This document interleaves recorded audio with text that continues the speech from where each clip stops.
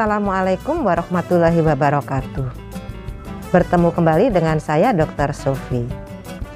Sobat sehat, akreditasi bukan sekedar dokumen. Ada 5 cara penilaian dalam akreditasi yang dikenal dengan RDOBS.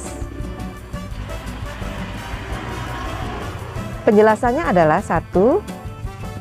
Surveyor akan melihat dokumen regulasi, yaitu SK, pedoman, panduan, dan SPO. 2. Surveyor akan melihat dokumen bukti implementasi. 3. Surveyor akan melakukan observasi. 4 adalah surveyor meminta wawancara, dan yang terakhir, surveyor akan meminta staf dari FKTP, baik puskesmas maupun klinik, maupun pasien sasaran program untuk melakukan simulasi.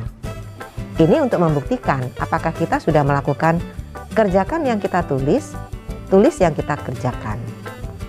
Channel YouTube Dr. Sofi dibangun untuk itu semua.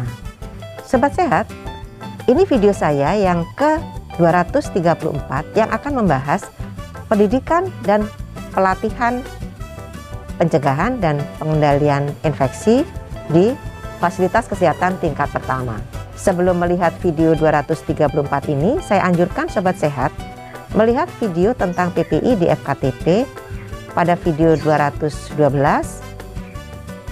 sampai dengan video 233 dan video 132.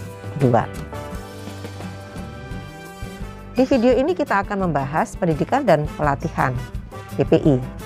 Seperti telah dibahas pada video 216 tentang ruang lingkup PPI di FKTP, pendidikan dan pelatihan PPI merupakan lingkup keempat dari pencegahan dan pengendalian infeksi. Yuk kita bahas. Dalam pembahasan pendidikan dan pelatihan PPI, kita akan membahas 3 hal. Pertama, pengertian. Kedua, ketentuan. Dan yang terakhir, sosialisasi PPI pada masyarakat. Baik, kita bahas satu persatu. Apa pengertian dari pendidikan dan pelatihan PPI?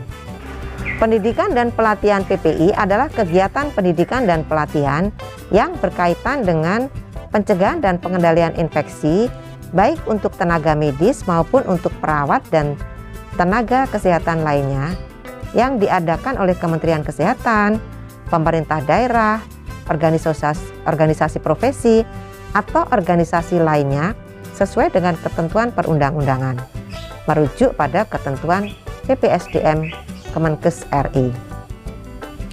Untuk kegiatan yang sifatnya sosialisasi atau edukasi PPI kepada pengguna pelayanan atau masyarakat dapat dilakukan oleh petugas kesehatan yang memiliki kompetensi di bidang PPI atau pencegahan dan pengendalian infeksi. Kemudian yang kedua, apa ketentuan pendidikan dan pelatihan PPI bagi staf fasilitas kesehatan tingkat pertama? Ketentuan pendidikan dan pelatihan PPI bagi staf fasilitas kesehatan tingkat pertama dimaksud untuk meningkatkan kompetensi bagi semua petugas di FKTP. Peningkatan kompetensi tersebut dapat diperoleh melalui pendidikan dan pelatihan, in-house training, workshop, sosialisasi yang sesuai dengan peran dan fungsi serta tanggung jawab masing-masing petugas di fasilitas pelayanan kesehatan dengan ketentuan sebagai berikut. Pertama, ketua atau penanggung jawab PPI harus mengikuti pelatihan PPI, minimal pelatihan dasar PPI di FKTP yang diselenggarakan oleh Kementerian Kesehatan, Dinas Kesehatan, organisasi profesi, lembaga pelatihan yang tersertifikasi oleh PPSDM atau bersertifikat. Kedua, semua petugas pelayanan kesehatan memahami dan mampu melaksanakan prinsip-prinsip PPI minimal yang diberikan melalui sosialisasi secara internal yang dilaksanakan oleh ketua tim PPI atau penanggung jawab PPI yang kompeten dan tersertifikasi. Ketiga, semua petugas PPI non pelayanan memahami dan mampu melaksanakan upaya pencegahan infeksi, meliputi kebersihan tangan, etika batuk, penanganan limbah, penggunaan APD yaitu masker, dan sarung tangan yang sesuai. Keempat, semua karyawan baru, mahasiswa harus mendapatkan orientasi tentang program PPI di fasilitas kesehatan tingkat pertama.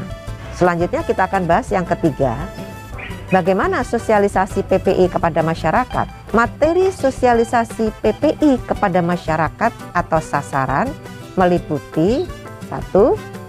Penularan penyakit infeksi untuk pengguna layanan dan masyarakat di wilayah kerja FKTP masing-masing.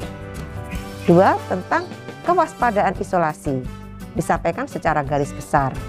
Praktek atau simulasi kebersihan tangan, etika batuk, penggunaan APD untuk masyarakat, pembuangan limbah dan pengendalian infeksi. Ketiga, pola hidup bersih dan sehat atau PHBS dan gerakan masyarakat hidup sehat atau GERMAS. Demikianlah Sobat Sehat, di video 234 ini kita telah membahas pendidikan dan pelatihan PPI di fasilitas kesehatan tingkat pertama, baik puskesmas maupun klinik.